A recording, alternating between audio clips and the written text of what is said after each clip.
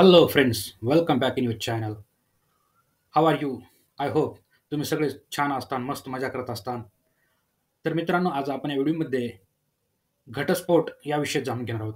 घटस्फोट म्हणजे काय? घटस्फोटाचे कोणकोणते प्रकार असतात? आणि मेन म्हणजे घटस्फोट एका दिवसात कसा मिळेल आणि त्यासाठी काय ग्राउंड असतात? ह्याविषयी आपण या व्हिडिओमध्ये सविस्तरपणे जाणून घेणार आहोत.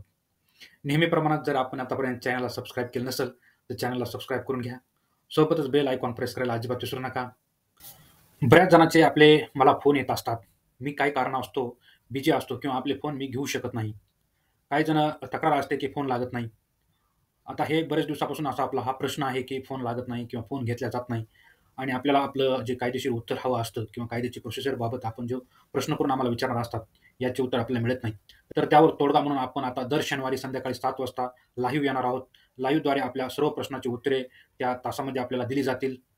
तर आपण त्यावेळेस मला कॉमेंटद्वारे प्रश्न विचारू शकता किंवा फोन करून WhatsAppवर आपण आपले प्रश्न टाकू शकतात. आम्ही आपल्या सर्व प्रश्नाची उत्तर देण्याचा प्रयत्न करू. तेव्हा भेटूया दर शनिवारी लाईव्हमध्ये. तर चला मग जाणून घेऊया आजचा टॉपिक.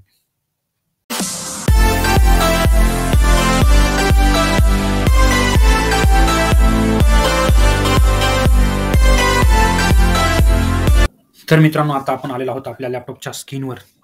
आपण या सदरामध्ये आज बघणार आहोत हिंदू विवाह कायदा 1955 मधील घटस्फोट. घटस्फोटाचे कोणकोणते प्रकार आहेत? घटस्फोट म्हणजे काय? घटस्फोटाचे कोणकोणते प्रकार आहेत आणि घटस्फोट घेण्यासाठी कोणकोणती कारणे असतात? घटस्फोटाचे म्हणजे डायव्होर्सचे ग्राउंड काय आहेत हे आपण या सत्रामध्ये बघणार आहोत. तर आपण सुरुवातीला बघूया डायव्होर्स मीन्स म्हणजे घटस्फोट म्हणजे काय? घटस्फोट म्हणजे पती पत्नी यांचा कायदेशीर झालेला विवाह विच्छेदित करणे. म्हणजेच पती पत्नी यांचे विवाह विच्छेदित झाल्यापासून कसल्याही प्रकारचे संबंध राहणार नाहीत किंवा ते संबंध संपुष्टात येत असतात, यालाच घटस्फोट होणे असे म्हणतात.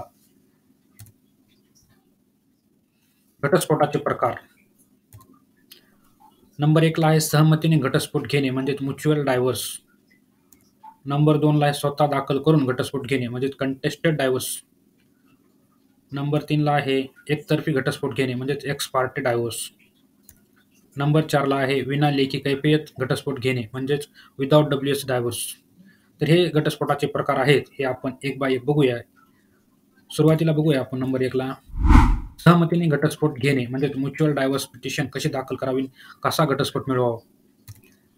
सहमतीने घटस्फोट घेणे म्हणजेच ज्या वेळेस पती पत्नी यांचे आपसात जमत नसेल, अर्थात त्यांच्या आवडीनिवडी वेगवेगळ्या असतील, त्यांची पसंत वेगवेगळी असेल, त्यांचे छंद वेगवेगळे असतील व मनातील आपल्या जोडीदाराविषयी असलेल्या भावना वेगवेगळ्या असतील, अशा वेळेस पती पत्नीचे छोट्या छोट्या कारणावर भांडणं होत असतात. आपसात त्याचे जमत नसते, त्यावेळेस वेगवेगळ्या स्वरूपाचे वाद निर्माण होऊन तशा प्रकारचे केसेस न्यायालयामध्ये दाखल झालेले असतात आणि अशा प्रकरणामध्ये त्यांचे आपसात एकत्र येणे हे अशक्य झालेले असते. अशा वेळेस दोन्ही पार्टी एकमताने अर्थात सहमतीने न्यायालयामध्ये त्यांचा विवाह विच्छेदित करण्यासाठी सहमतीने प्रकरण न्यायालयात दाखल करतात. त्याला सहमतीने घटस्फोट किंवा म्युच्युअल डायव्होर्स असे म्हणतात. पुढील बघूया. नंबर 2 ला आहे स्वतः दाखल करून घटस्फोट घेणे कंटेस्टिंग डायव्होर्स पिटिशन, याला आपण इंग्लिशमध्ये म्हणतो. स्वतः केस दाखल करून घटस्फोट घेणे म्हणजे ज्या वेळेस पती पत्नीपैकी एक जण त्यांच्या जोडीदाराकडून अपेक्षित असे मान सन्मान, वागणूक, वैवाहिक सुख मिळत नसेल किंवा पत्नीला पती मारहाण करत असेल, शारीरिक मानसिक त्रास देत असेल किंवा पत्नी पतीस वेळेवर जेवाय देत नसेल किंवा मानसिक शारीरिक त्रास देत असेल, अशा वेळेस आपल्या जोडीदारापासून विभक्त होण्यासाठी ज्या जोडीदारास त्रास होत असतो तो जोडीदार न्यायालयामध्ये जाऊन स्वतः आपल्या जोडीदारापासून विभक्त होण्यासाठी घटस्फोटाची केस न्यायालयामध्ये दाखल करू शकतो व तशा प्रकारचा पुरावा दाखल करून न्यायालयाकडून घटस्फोटाची डिग्री मिळवू शकतो. यालाच कंटेस्टिंग डायव्होर्स पिटिशन, स्वतः घटस्फोटाची केस दाखल करून घटस्फोट मिळवणे असे म्हणतात. नंबर 3 ला बघूया एकतर्फी घटस्फोट घेणे म्हणजे एक्स पार्टी डायव्होर्स. आता एक्स पार्टी डायव्होर्स काय असतो हे सविस्तरपणे बघूया. ज्यावेळेस पती पत्नी यापैकी एका जोडीदाराने त्याच्या विरुद्ध पार्टीवर कंटेस्टेड डायव्होर्स पिटिशन दाखल केलेले असते, त्या पिटिशनवरती न्यायालयामार्फत विरुद्ध पार्टीवाल्यास न्यायालयात हजर होण्यासाठी व त्या पिटिशनवर लेखी म्हणणे दाखल करण्यासाठी समन्स पाठवले असते. ते समन्स विरुद्ध पार्टी बेलीफ मार्फत रिसीव्ह करत असते, परंतु दिलेल्या तारखे दिवशी न्यायालयामध्ये त्याच्या वकिलामार्फत किंवा स्वतः हजर होत नसते. अशा वेळेस न्यायालय त्या विरुद्ध पार्टीच्या विरोधात एक्स पार्टीचा आदेश पारित करते आणि घटस्फोटाचे प्रकरण हे त्या विरुद्ध पार्टीच्या विरोधात एकतर्फी चालवल्या जाते. त्याची कोर्ट एकतर्फी सुनावणी घेते आणि तशा प्रकारची डिग्री ज्या पार्टीने न्यायालयामध्ये घटस्फोटाचा अर्ज दाखल केलेला आहे त्याच्या हक्कामध्ये आदेशित करते. यालाच एक्स पार्टे डायव्हर्स म्हणतात. ज्यावेळेस कंटेस्टेड पिटिशन दाखल केलेलं असतं तिथून समन्स निघतो. समन्स निघून तो समोरची पार्टी हजर होत नाही, त्यावेळेस त्या पार्टीच्या विरोधात एक्स पार्टे ऑर्डर होतो आणि तो एक्स पार्टे ऑर्डर झाल्यानंतर प्रोसिडिंग पूर्ण होते. त्यावेळेस हा एक्स पार्टे डायव्हर्स मंजूर होतो. आता ह्याच्या पुढचं बघूया आपण. 4 नंबर आहे विना लेखी कैफियत घटस्फोट घेणे, विदाऊट डब्ल्यूएस डायव्हर्स. बघूया काय म्हणतो तर.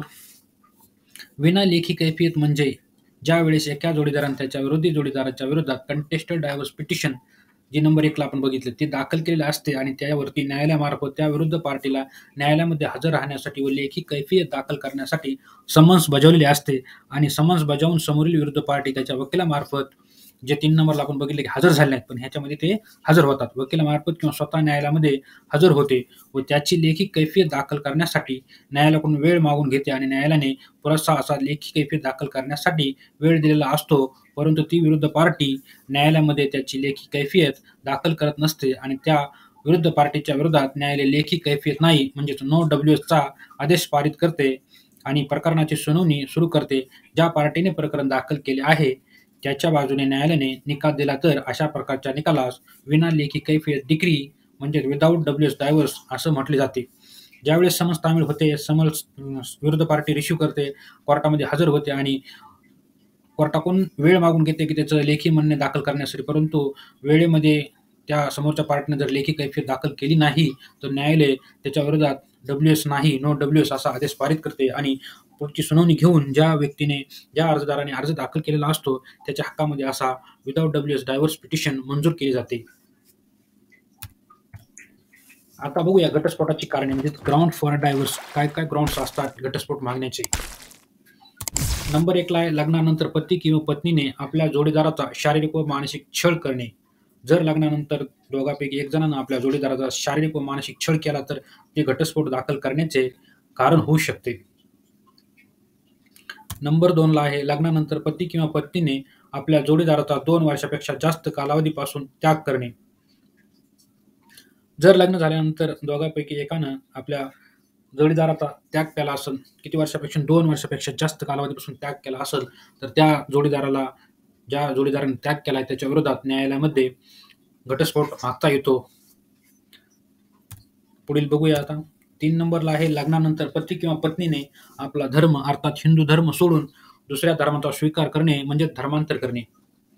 ज्या नवरा बायकोचे, ज्या पती पत्नीचे एका जोडीदाराने आपला स्वधर्म सोडून दुसऱ्या धर्मामध्ये धर्मांतर केलं असेल तर ते घटस्फोट मागण्याचं असं मोठं कारण होऊ शकतं आणि त्यामुळे त्या व्यक्तीला व्यक्तीने ज्या जोडीदाराने धर्मांतर केलं त्याच्यापासून घटस्फोट मिळू शकतो. 4 नंबरला आहे लग्नानंतर पती किंवा पत्नी यापैकी आपल्या जोडीदारास न बरा होणारा मानसिक आजार असल्यास. जर लग्न झालेल्या जोडीदारापैकी एका जोडीदारास न बरा होणारा मानसिक आजार असेल तर त्या जोडीदारास त्याच्या जोडीदारापासून घटस्फोट मागता येतो किंवा तसा घटस्फोट कोर्ट मंजूर करते. नंबर 5 ला आहे लग्नानंतर पती किंवा पत्नी यापैकी आपल्या जोडीदारास गंभीर स्वरूपाचा व कधीही न बरा होणारा कुष्ठरोग असल्यास. कुष्ठरोग म्हणजेच लॅप्रोसी. लॅप्रोसी हा एक आजार आहे. या आजारादरम्यान जर एखाद्या जोडीदाराला आजार असेल तर त्याचा दुसरा जोडीदार त्या आजारी जोडीदारापासून घटस्फोट मागू शकतो. हे एक तिथं नमूद केलेलं कारण आहे. पुढील कारण बघूया. कारण नंबर 6 लग्नानंतर पती किंवा पत्नी यापैकी आपल्या जोडीदारास संसर्गजन्य गुप्तरोग असल्यास.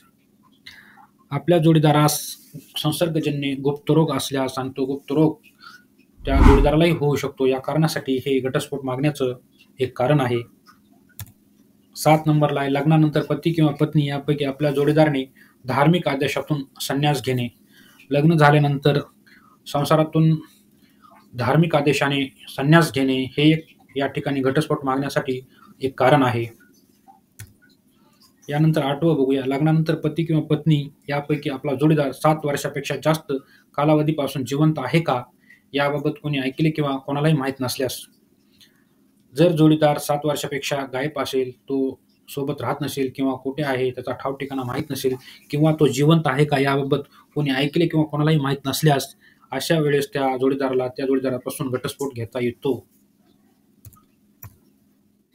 आता फक्त महिलांसाठी काही कारणं आहेत ते बघूया. महिलांसाठीचं कारण आहे नंबर 1 ला लग्नानंतर पतीने प्रथम पत्नी जिवंत असताना दुसरे लग्न केले असल्यास. जर पतीने त्या ठिकाणी पहिली पत्नी जिवंत असताना दुसरे लग्न केले तर त्या दुसऱ्या पत्नीला घटस्फोट घेण्यासाठी किंवा पहिल्या पत्नीला घटस्फोट घेण्यासाठी हे एक कारण आहे आणि ती पत्नी न्यायालयामध्ये घटस्फोट मागू शकते. दुसरं कारण आहे लग्नानंतर जर पती बलात्कार, समलैंगिक संभोग, पाशविक कृती अशा गुन्ह्यामध्ये दोषी आढळून आल्यास त्या पत्नीला आपल्या पतीकडून घटस्फोट मागता येतो. खास टीप तर या हिंदू विवाह कायद्यामध्ये ही खास टीप आहे.